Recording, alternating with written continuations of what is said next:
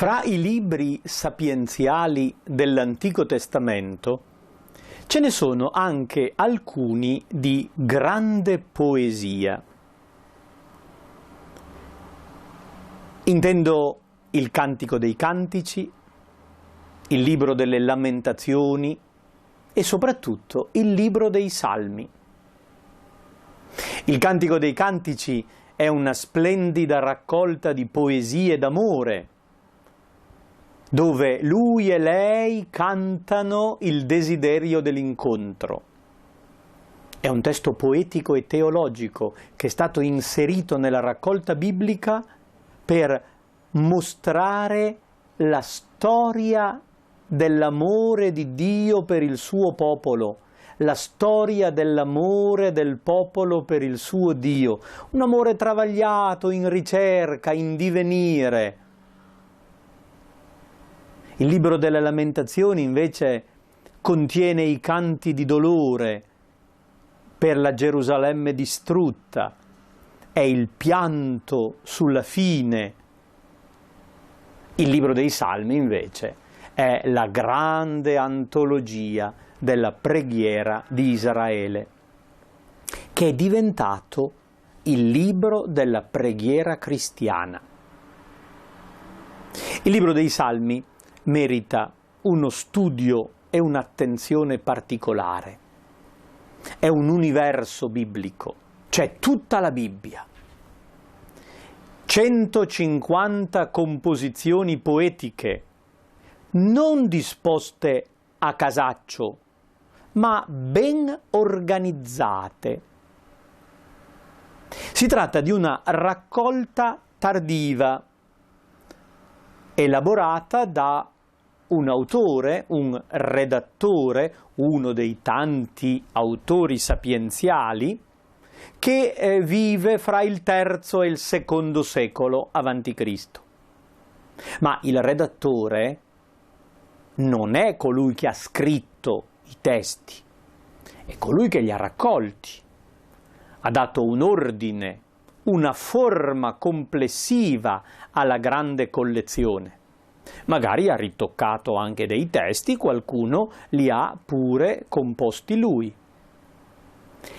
Il Libro dei Salmi è il manuale di preghiera, forse ancora meglio, di formazione spirituale dei Chassidim, cioè dei pii, dei devoti, di coloro che seguono nella loro povertà e debolezza il Signore.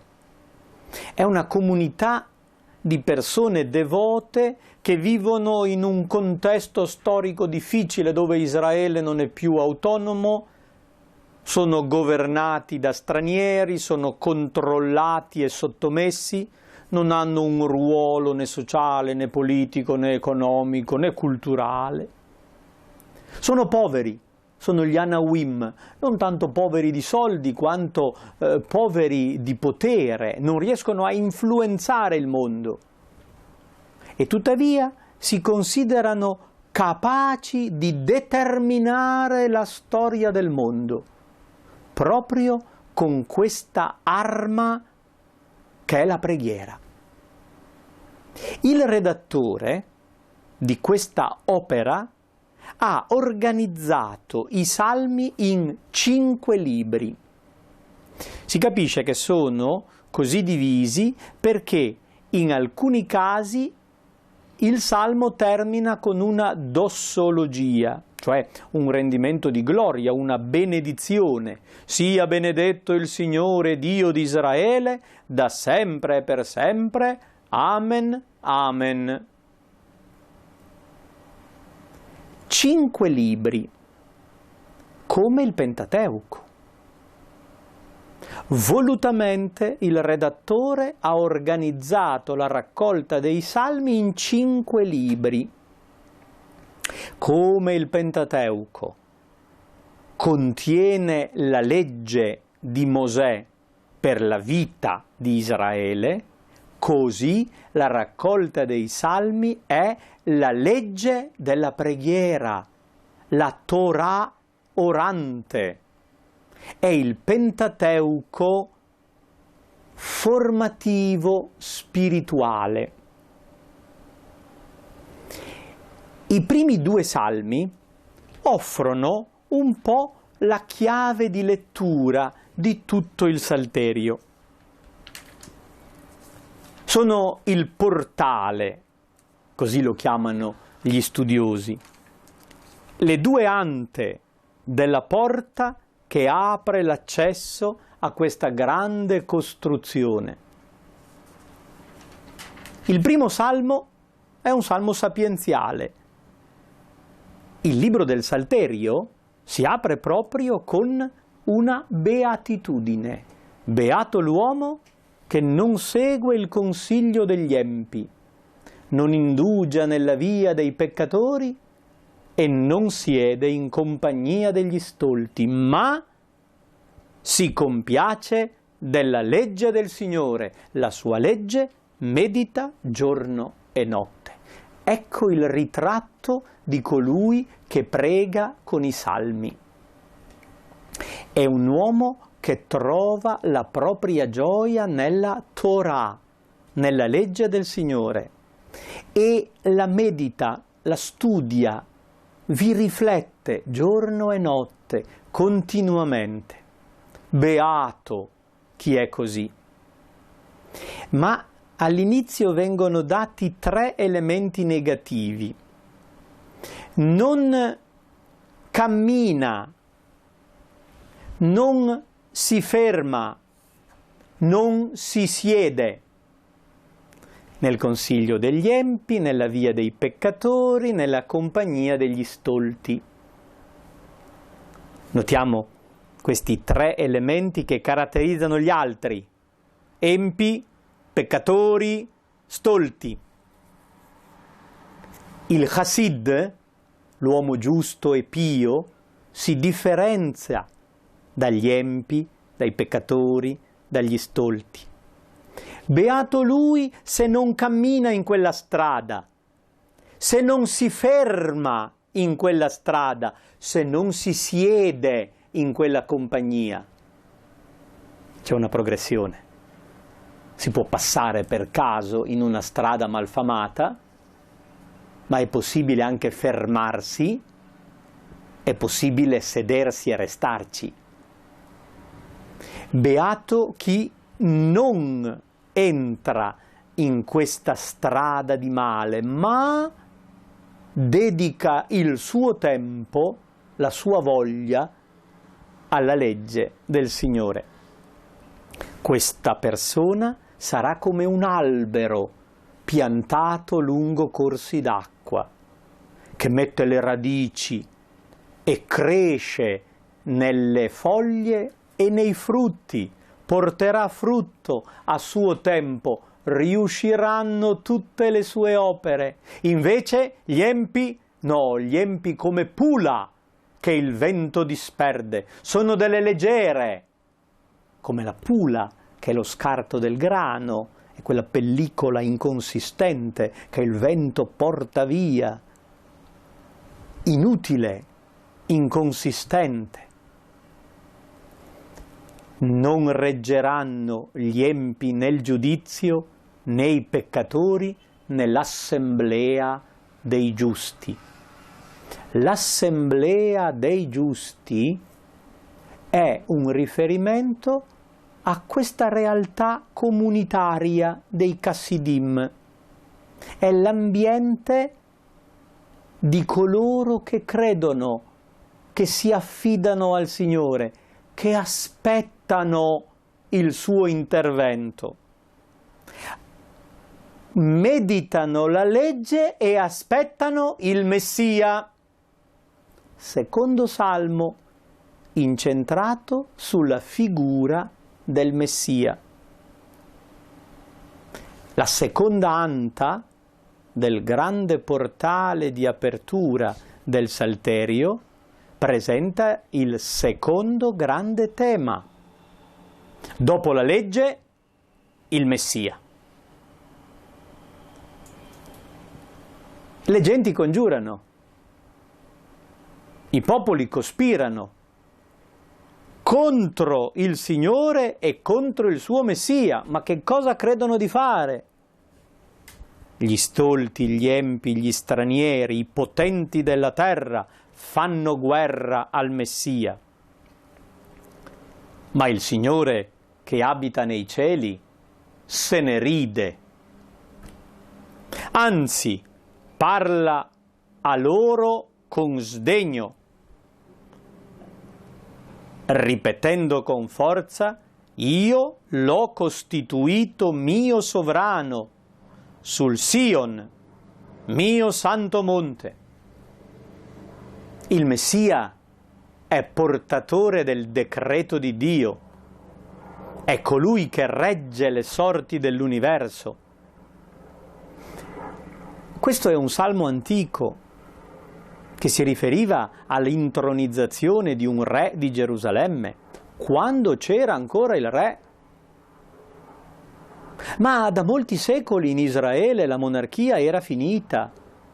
La casa di Davide non regnava più. Perché ripetere ancora un salmo antico che parla di un re che sale al trono e governa, quando non ce n'è più di re? Perché questi Chassidim, questi fedeli devoti, aspettano la restaurazione del regno di Israele, aspettano un nuovo re, un re legittimo, un re consacrato, il Messia, appunto, l'inviato di Dio che regga con giustizia i poveri, che faccia giustizia ai deboli, che rimetta le cose a posto.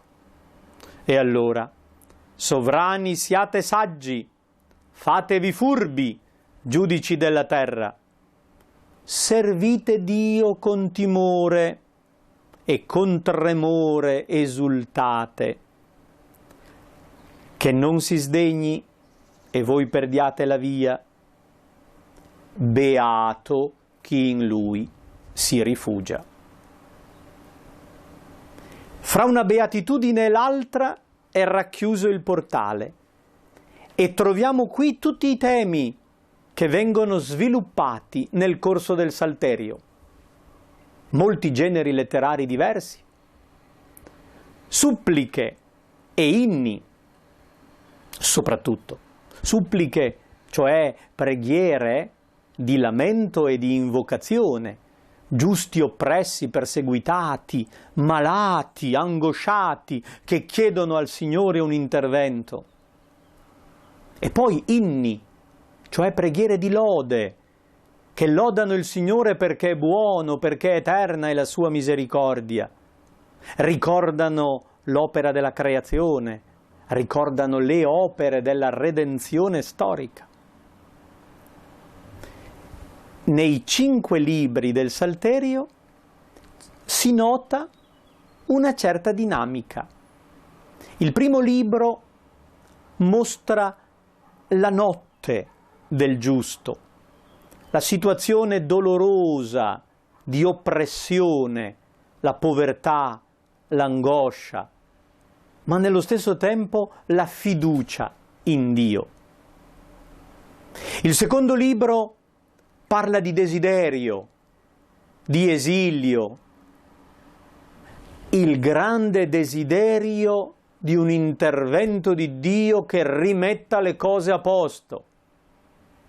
Il terzo libro è quello tragico, è la crisi. Rappresenta il dramma centrale dell'esilio. È il momento in cui nella vita succede qualche cosa e crolla tutto e non c'è più senso. Il quarto libro contiene delle risposte. Non c'è più il re, non c'è più l'autonomia di Israele, non c'è più la terra, ma il Signore è il re, il Signore regna, è Lui che continua a reggere il mondo, anche se storicamente non sembra. E il quinto libro è il grande libro della lode, della celebrazione di Dio, Salvatore e Redentore. Fra gli innumerevoli testi che potremmo prendere in considerazione, mi piace scegliere il Salmo che apre il secondo libro. È uno splendido testo poetico che presenta il desiderio di Dio. È scritto da un sacerdote che è stato esiliato lontano da Gerusalemme. È un caso personale, privato. Un uomo giusto, buono, calunniato da qualcuno del suo stesso ambiente e mandato in esilio, lontano da Gerusalemme, in un paesino sperduto della Galilea. Quest'uomo si sente distrutto e affranto e in una notte, mentre sente il bramito di una cerva che è arrivata ad un wadi e l'ha trovato vuoto, senza acqua, lui sente in quell'urlo animale una consonanza con la propria disperazione, con la propria speranza delusa, come la cerva anela ai corsi d'acqua, così l'anima mia anela a te, o Dio, l'anima mia ha sete di Dio, cioè il mio essere più profondo desidera con tutte le forze il Signore. Quando potrò vedere il volto di Dio? Vuole tornare a Gerusalemme. Vedere il volto di Dio vuol dire arrivare nel Tempio, vedere l'arca, vedere il santuario della presenza. Lui, in questo paesino sperduto, ai piedi del monte Hermon, ormai è lontano da Dio, si sente lontano. Le lacrime sono mio pane, giorno e notte. Il companatico del pane sono le lacrime, tanto piange. E per di più mi dicono tutto il giorno: dov'è il tuo Dio? Mi deridono pure, dicendo: ma come? Il tuo Dio avrebbe dovuto intervenire, perché non è intervenuto? Sono umiliato e anche deriso. Questo io ricordo e il mio cuore si strugge. La nostalgia, il dolore del ritorno e il ricordo di quand'era felice.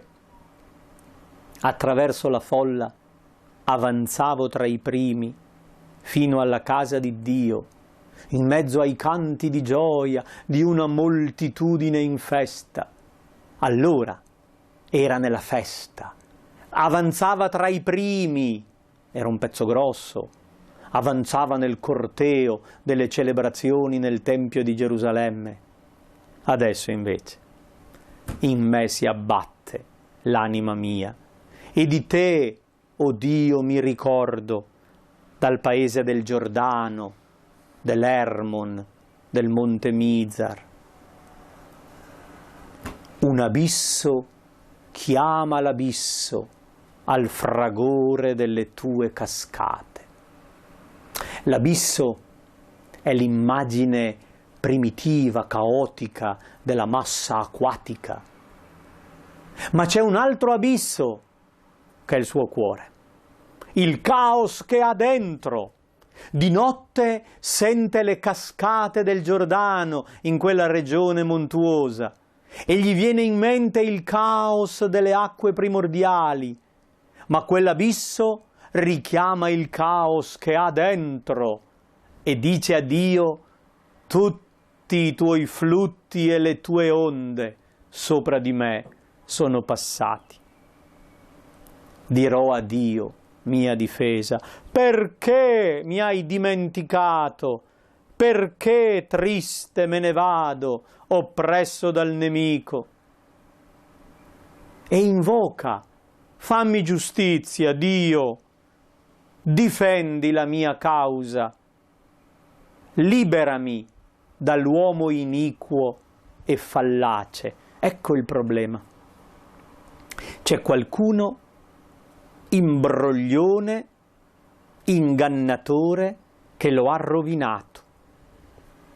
E quest'uomo desidera che sia il Signore a difendere la sua causa. Tu sei il Dio della mia difesa. Perché mi respingi? Perché triste me ne vado, oppresso dal nemico? Manda la tua verità e la tua luce. Quest'uomo sta chiedendo a Dio che mandi la sua verità, che mandi la luce, per far luce in quella questione, per far uscire la verità. Ma c'è una richiesta importantissima.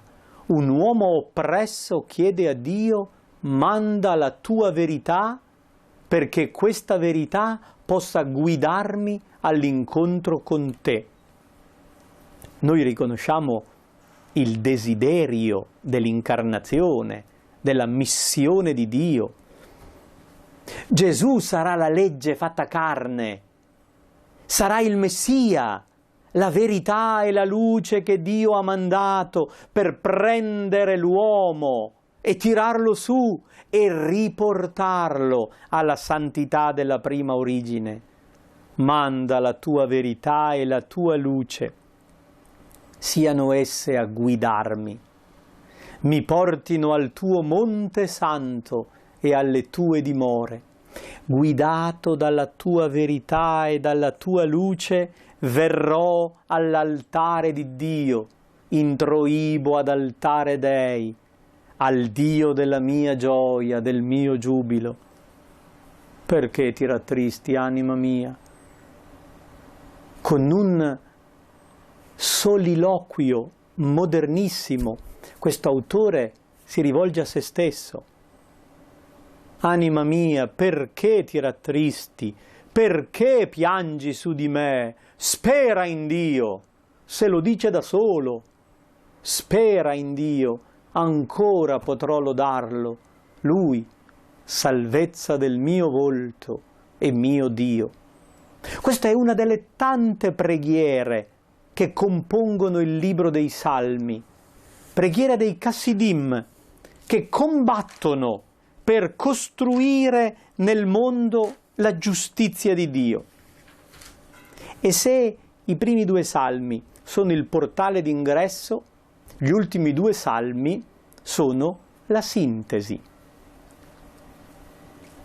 Il Salmo 149 è la festa degli amici di Dio, è l'inno proprio dei Chassidim. Cantate al Signore un canto nuovo, la sua lode nell'assemblea dei fedeli. In ebraico fedeli è Chassidim. C'è un'assemblea. In greco la parola è ecclesia. Ecclesia Santorum è la chiesa dei santi. È l'assemblea dei fedeli. Lodino il suo nome con danze, con timpani, con cetre. Il Signore ama il suo popolo, incorona gli umili di vittoria. Chi è che vince? Gli umili, quelli che si abbandonano a Dio e lasciano combattere Lui. Esultino i fedeli nella gloria, i Chassidim esultino perché il Signore li sta guidando. Le lodi di Dio sulla loro bocca e la spada a due tagli nelle loro mani. Le lodi di Dio nella bocca sono i salmi. E la spada nelle mani? È un'arma per combattere? No, è una metafora per indicare i salmi. La spada nelle mani dei fedeli è la preghiera. Con che cosa combattono? Con i salmi. Con queste invocazioni, con queste lodi, fanno giustizia fra i popoli. E l'ultimo salmo è una grande sinfonia cosmica. L'insieme delle voci, come l'orchestra del Tempio, lodate il Signore nel suo santuario. lodatelo con squilli di tromba, con arpa e cetra, con timpani e danze, sulle corde, sui flauti, con cembali sonori, con cembali squillanti.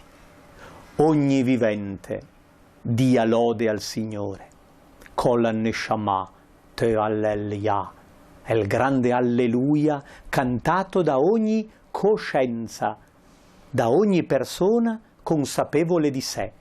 Lodi il Signore, si affidi a Lui e il Signore compirà la sua opera. In Gesù la verità è venuta a noi, Dio ha mandato la sua luce, ci ha presi per mano e ci sta portando al suo santuario.